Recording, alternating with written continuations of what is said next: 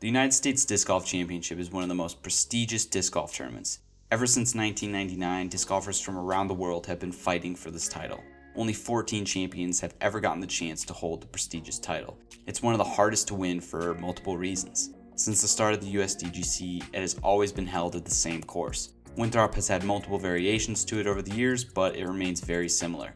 Looking back in the early 2000s, you can watch and see the legends play the same course that the pros play today. It's one of the most famous places in disc golf due to the history that has been built there. That's what we're going to be looking at today, the final hole from the last 10 USDGCs. The history of the game through the lens of one of the best tournaments that the game has. Here we go. The main attribute that makes the USDGC so much different compared to a lot of other courses is the artificial OB. It's part of Winthrop that makes it so hard to succeed at. In 2013, that would be a great example of it. Steve Brinster would be in the lead and the tournament would be in his hands. That's because on hole 17, Will Schustrick took a triple that gave Brinster the lead. Final hole, Brinster would have a 2-shot lead over Barry Schultz, who was already in the clubhouse. Tight OB all over the place on 18, Brinster needed to just keep it in play and this title would be his. After making the tee shot, all he had to do was play it smart on a few up shots and he would be crowned USDGC champion.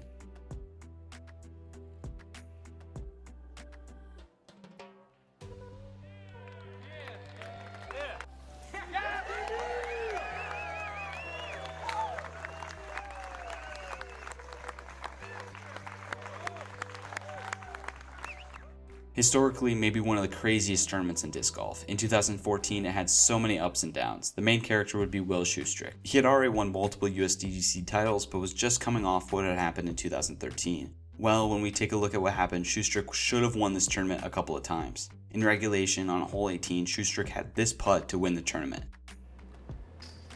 Just weak side. Will can't believe it.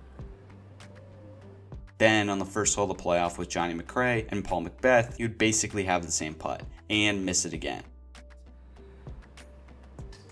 And once again, Schustrick on the putting green of 18. But they would eventually reach the final hole and Schustrick would still be in the hunt. Johnny McRae out, just Macbeth versus Schustrick on hole number 1. Small side hill right here. Should be made every time, but just had it chain out to the right. 2 putts on 18. This is a must make. And he nailed it. And he does.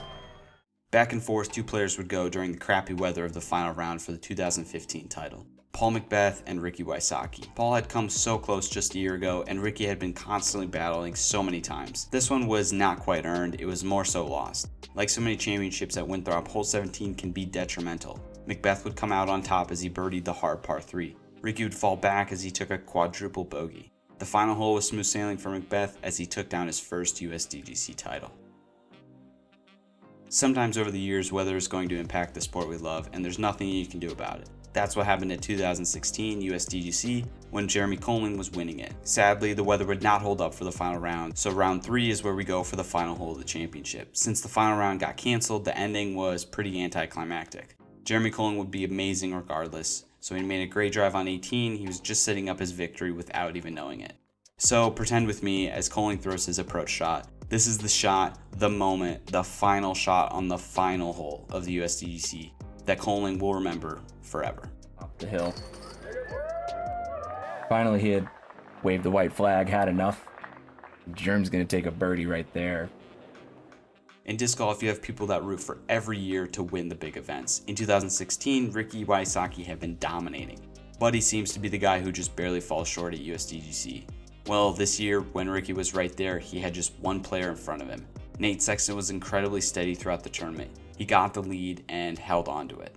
I was not willing to risk a forehand here and have a roll away, so I just threw it up.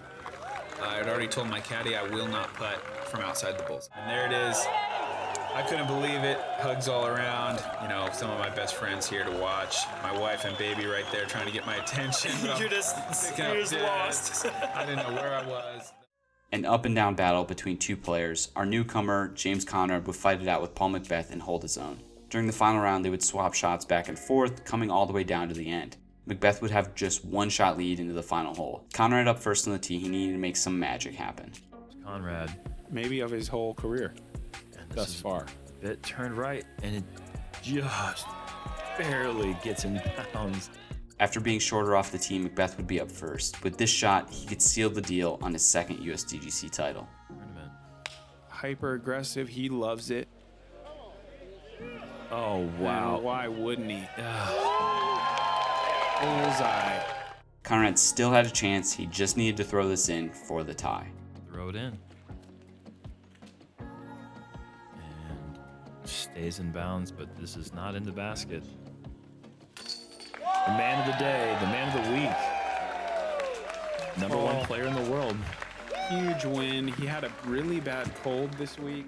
The 2019 title had some pretty eventful moments. Iko would smack his hand in round 3 and would only be able to throw the forehand in the final round. That kinda took him out of it.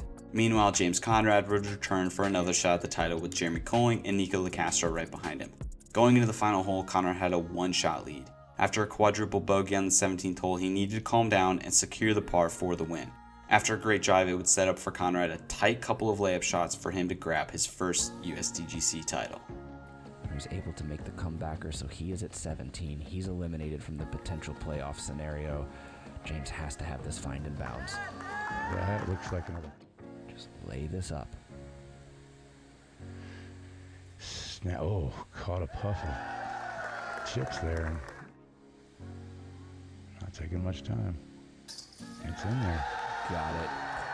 Got it. The champagne bath from Weston Isaacs and Nate Perkins. The year of COVID was capped off by the final major, USDGC, where two newcomers would fight for the title that would end up very closely. Calvin Heimberg had the lead towards the end, but like so many other players, would crash on hole 17. After a quadruple bogey, he was now down 3 shots to Chris Dickerson, but it wasn't over yet. Calvin would finish in the clubhouse with a birdie one group ahead of Dickerson, so with Dickerson on 18, all he needed to do was bogey and the tournament was his. He's right here. This has got to get in there tight, and he doesn't even go for it. He just lays it up. So like we said, he's playing.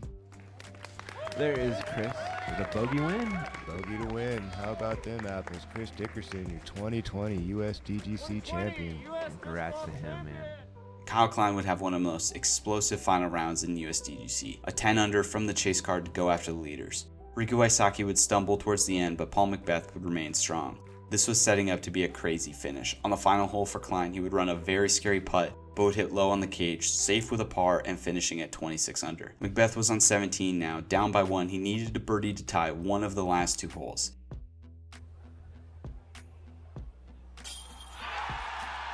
Unbelievable stuff from Paul Macbeth. We are once again tied at the top, Philo. On 18, Macbeth would have a chance to win the tournament outright with this putt. After barely chaining out, Macbeth would secure his par. We'd go to hole number 1 for a playoff. Off the tee, Klein would push a little left for a tricky putt. Macbeth would almost ace to go behind the basket with an open look. Here were the final putts of the 2021 championship. Kyle Klein, you know he's giving it everything he can from 55. Get it. Oh my goodness, what a bid from the youngster. Could you imagine he cashed that? Your 2021 champion, Paul Macbeth. From looking back at the last 10 years of the USDGC, I think this one is my favorite. I love it when you have two players going at it that are both non-major winners. Gannon Buhr has been rising up and playing amazing, but he had yet to win a major, as well as the European star Nicolas Antela. The back and forth between these two players was incredible. They would be tied with 2 holes to play, the craziest moment occurring on hole 17 when Gannon made this huge putt to take the lead. The final hole from the last United States Championship would come down to one approach shot. Antela would throw an amazing shot looking at an easy birdie. Now it was all down to Gannon, this shot to become the youngest player to ever win the USDGC. Right side, little leaf. Oh, he loves it. Oh, through the, it's parked. He did it once in a generation. Doesn't even need a second to line that thing up. He's in. Gannon Buhr, United States champion, youngest ever to do it. Thanks for watching, guys. If you enjoyed the video, make sure to like and subscribe. Hit that notifications button so you don't miss out the next time I post. Plenty of other videos just like this on my channel, so check that out as well. Alright, we'll see you next time. Cheers.